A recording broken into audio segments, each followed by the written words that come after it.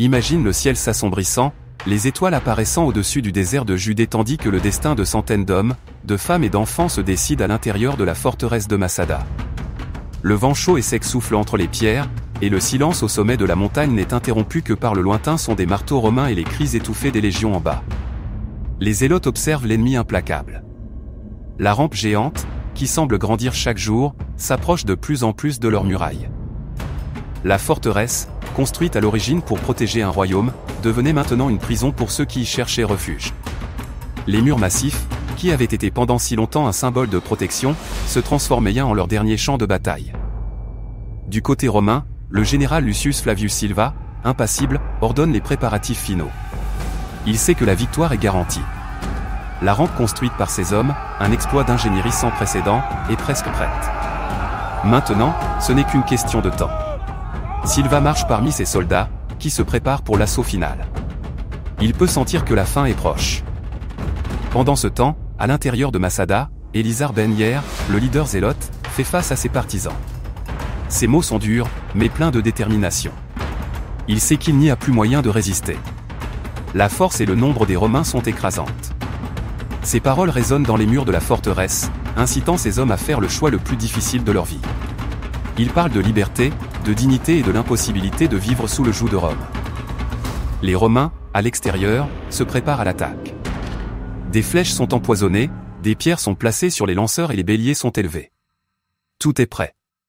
La rampe touche enfin les murs de Masada. Silva ordonne l'attaque, et les premières troupes commencent à monter. Mais lorsque les Romains rompent la dernière défense, ce qu'ils découvrent les laisse perplexes, un silence effrayant. En franchissant les murs détruits, il n'y a pas de cris, pas de son de bataille. Juste les corps des défenseurs, qui ont choisi la mort collective plutôt que l'humiliation de l'esclavage. Flavius Joseph, l'historien juif qui écrirait plus tard sur cet événement, raconte que lorsque les Romains arrivèrent au sommet, la vue était saisissante. Masada, autrefois pleine de vie et de résistance, était désormais un paysage de tragédie. Les feux brûlaient encore, consumant la forteresse et les rêves de ses habitants. Cette décision, extrême et tragique, fut le dernier geste d'un groupe qui préféra disparaître plutôt que de se soumettre au contrôle de Rome. Et, bien qu'ils aient perdu la bataille physique, la mémoire de leur résistance est restée vivante, transformant Masada en un symbole de courage et de sacrifice qui résonnerait pendant des siècles. Ainsi, après la destruction totale de la forteresse et le silence mortel qui s'ensuivit, les Romains croyaient enfin avoir imposé leur autorité absolue en Judée. Cependant, l'écho de la résistance de Masada continue de résonner dans l'histoire. Le Colisée serait érigé comme symbole de la gloire romaine, mais pour ceux qui connaissaient l'histoire de Masada, le véritable symbole était l'esprit indomptable de ceux qui résistèrent jusqu'au dernier moment.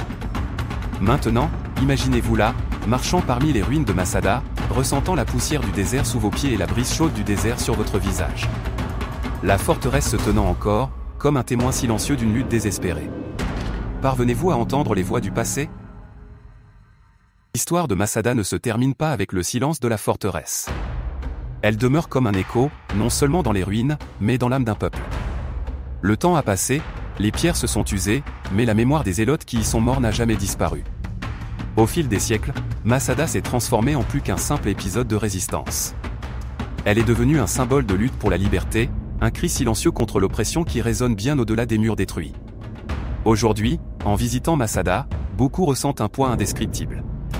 L'immensité du désert de la mer morte en arrière-plan, la chaleur écrasante du soleil, tout semble contribuer à maintenir vivante la mémoire de ce sacrifice. Et, bien que les détails de la tragédie soient débattus, certains remettent en question la véracité du récit de Flavius Joseph, l'impact émotionnel est indéniable.